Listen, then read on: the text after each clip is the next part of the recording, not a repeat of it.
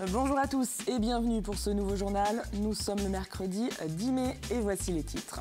L'entreprise Gautier labellisée Origine France Garantie. Le constructeur vendéen a reçu dernièrement cette distinction pour ses meubles en kit.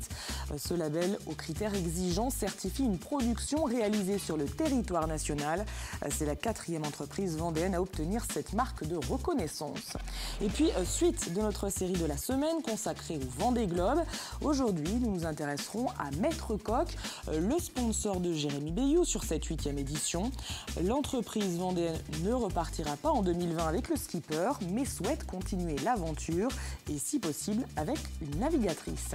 Enfin, nous terminerons ce journal en musique avec le groupe Bikini Ocean, vainqueur du tremplin des musicales du pays de Saint-Gilles, un groupe vendéen qui a séduit le jury grâce à son style rock, folk et country. Consommer local, consommer français, c'est dans l'air du temps. Les consommateurs privilégient de plus en plus les produits estampillés Made in France et c'est désormais devenu un argument de vente pour les marques. Mais comment s'assurer que le produit est réellement fabriqué sur le territoire national ? Eh bien, grâce au label, et notamment le logo Origine France Garantie. Un label très exigeant, créé en 2010 par le député de Seine-et-Marne Yves Jégo. En France, 600 entreprises l'ont obtenu, dont 4 en Vendée. La dernière en date, la société Meubles Gautier, une entreprise familiale qui rayonne aujourd'hui à l'international, mais qui reste implantée au Boupère. Le reportage de Grégoire de Châtillon. Le groupe Gautier imagine, conçoit et fabrique ses meubles en France.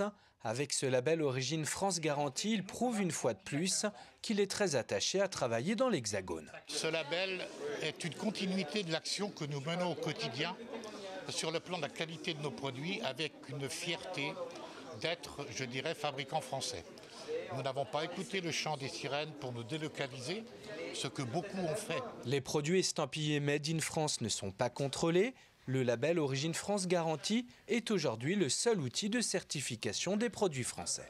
Pour être Origine France Garantie, il faut que le produit ait été totalement fabriqué en France et il faut en plus que 50% de son prix de revient unitaire ait été acquis sur le territoire français. Donc on a mis la barre assez haut et aujourd'hui, un consommateur qui voit Origine France Garantie sur un produit, il est sûr que le produit est français. Avec ses 115 magasins en France et à l'étranger et plus de 900 salariés répartis essentiellement en Vendée sur les sites de production du Boupère, de Chantonnay et de Saint-Prouan, Gautier est devenu l'un des leaders européens du mobilier contemporain. L'entreprise familiale fondée en 1960 a su non seulement se moderniser, mais aussi plus que jamais proposer de nouvelles créations durables et abordables. On a beaucoup changé. Les gens qui nous connaissent en Vendée, je les invite à visiter nos magasins. Ils verront qu'on a beaucoup changé stylistiquement et je pense que c'est cette adaptation qui a fait qu'à aujourd'hui, on est resté une référence et que dans le monde de l'aménagement de la maison, Gautier aujourd'hui fournit beaucoup de solutions pour le gain de place et pour le design. Chaque jour, 8000 meubles sortent des usines Gautier, du vrai Made in France, encore mieux, du Made in Vendée. Au chapitre politique à présent, alors que les élections législatives approchent à grands pas, en coulisses, les différents partis finalisent les investitures. Du côté de La République En Marche, tout d'abord, c'est ce jeudi que les candidats investis devraient être dévoilés. En Vendée, il devrait y avoir des candidats dans chaque circonscription. Idem du côté du Front National. Le FN aura donc également des représentants dans les 5 circonscriptions de Vendée, puisque finalement, le parti devrait présenter un candidat, ou plutôt une candidate, sur la 4e circonscription, celle du Bocage. La 4e, dont la députée sortante Véronique Besse n'a toujours pas dévoilé son intention de se représenter ou non. Et puis, autre incertitude concernant cette fois la 3e circonscription, celle du littoral. Le parti Les Républicains n'a, semble-t-il, toujours pas tranché entre Florence Pinault et Noël Fauché. Tous deux sont candidats et visent l'investiture LR. Réponse attendue donc mardi prochain. Enfin, à gauche, à noter que le PCF et des militants d'Europe Écologie Les Verts se sont entretenus ce mardi soir. Le PCF, qui tend la main à d'autres formations politiques, se déclare prêt à se retirer dans 4 des 5 circonscriptions de Vendée au profit de candidatures communes. Plusieurs informations, bien sûr, sur lesquelles nous aurons l'occasion de revenir plus en détail dans notre prochaine édition.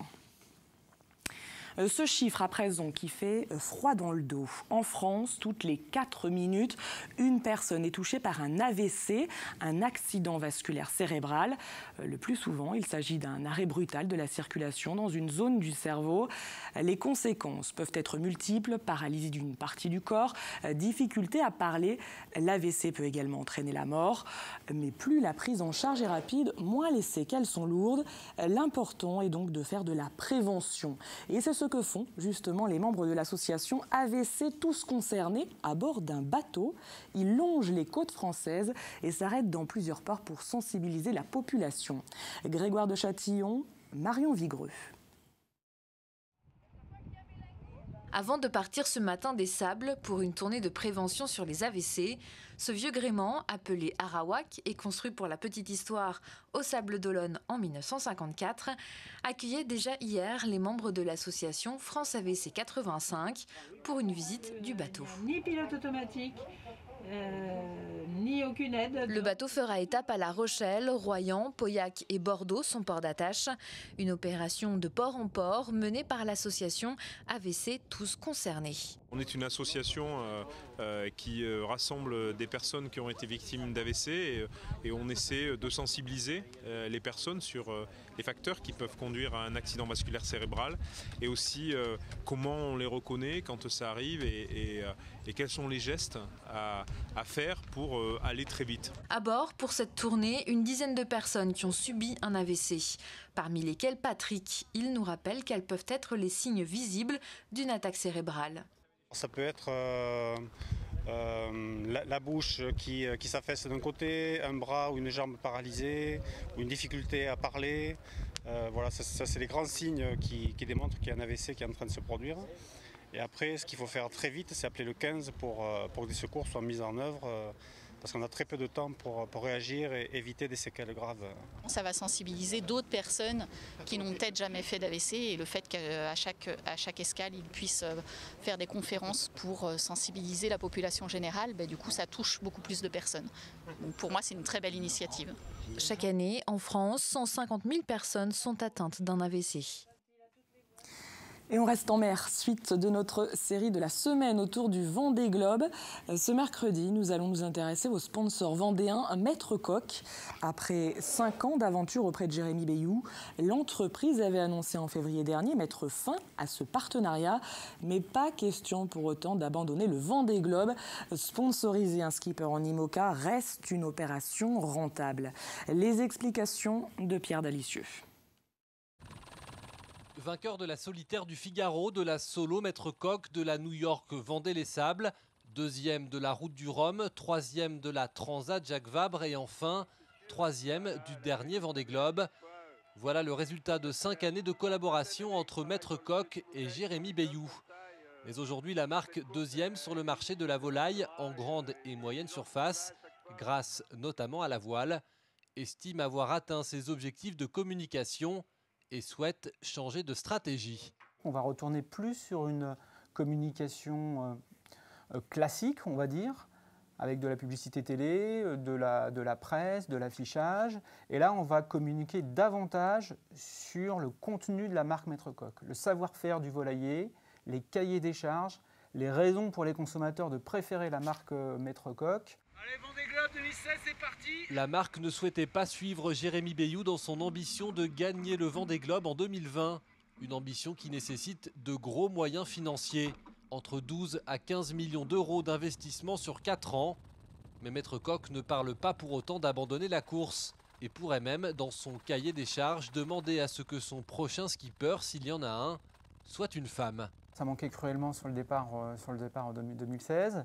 Avec une femme, on a une proximité de cible consommateur qui est plus facile, qui correspond plus à nos acheteuses, nos consommatrices, qui sont responsables souvent des achats au niveau du foyer. Dans l'entreprise, ces 5 dernières années de course ont été largement partagées entre le skipper et les salariés. Aujourd'hui, tout le monde ici espère que l'aventure continue avec un autre concurrent. Mais une chose est sûre, Jérémy Bayou restera dans toutes les têtes. On espère le meilleur pour Jérémy et on le suivra de toute façon, où qu'il soit, donc, parce qu'il y a quelque chose qui s'est créé entre les salariés et Jérémy. on sera toujours ses supporters. Jérémy Bayou, lui, est déjà reparti avec les couleurs d'un autre sponsor, Charal, qui avait déjà dans les années 90 accompagné Olivier de Kersauzon. Prochaine mise à l'eau d'un tout nouveau bateau, été 2018.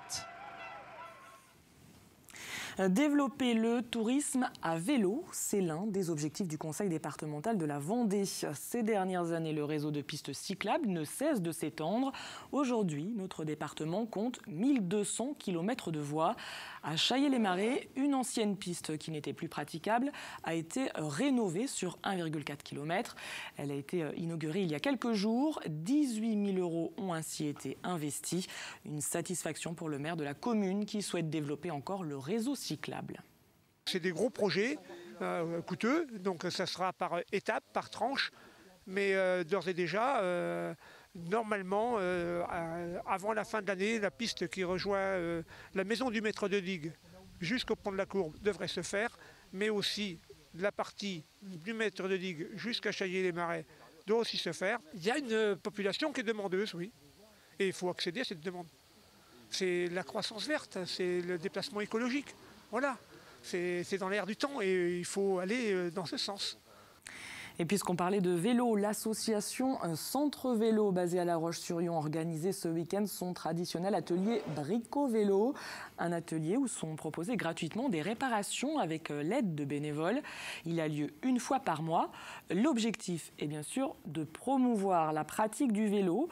Et avec le développement ces dernières années de vélos à assistance électrique, l'association va désormais proposer des ateliers spécifiques, découvertes et initiation au VAE.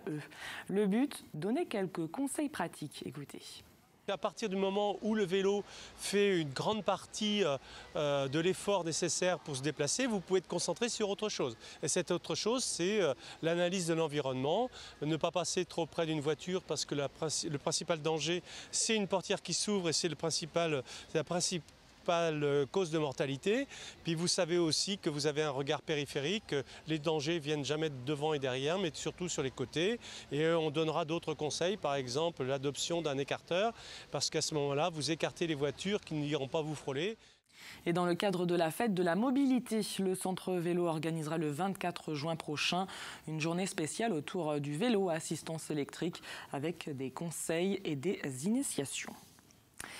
Et après le vélo, je vous propose d'écouter un peu de musique avec le groupe Bikini Ocean, un groupe de Chaland, le gagnant du tremplin des musicales du pays de Saint-Gilles.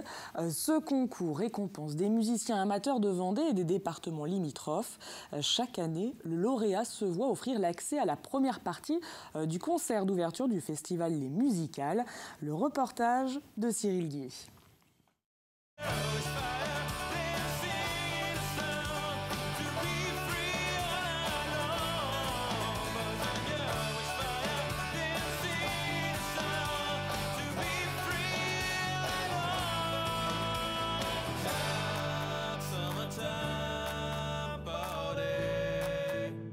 C'est ce mélange de rock, de folk et de country qui a séduit le jury du tremplin des musicales. Formé il y a 5 ans, ce groupe est avant tout une histoire de copains. On se fait plaisir, on échange beaucoup et je pense que c'est hyper important. Et tout le monde a la place au fait d'amener son univers musical parce qu'on écoute tous un petit peu la même chose, mais il y a quand même certaines différences. Il y en a par exemple, moi mes influences, je suis fan d'Elvis Presley par exemple, bon, ça ne se marie pas forcément avec ce qu'on fait, mais il y a toujours, on peut toujours apporter une petite chose et c'est ça que j'aime bien.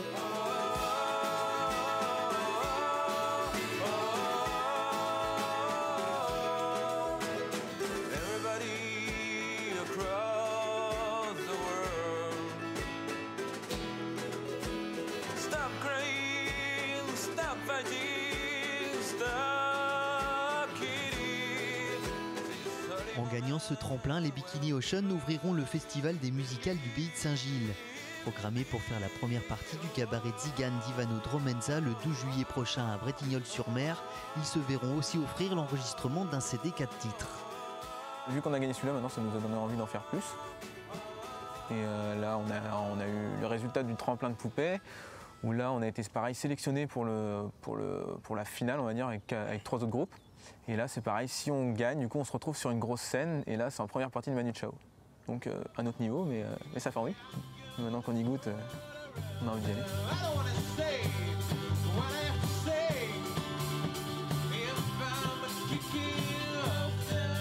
Cette année, le tremplin de poupées prend une nouvelle forme. Les 4 groupes sélectionnés se produiront pendant 4 soirées différentes. Les Bikini Ocean tenteront de séduire le jury le vendredi 19 mai à 21 h devant l'auberge de Poupées.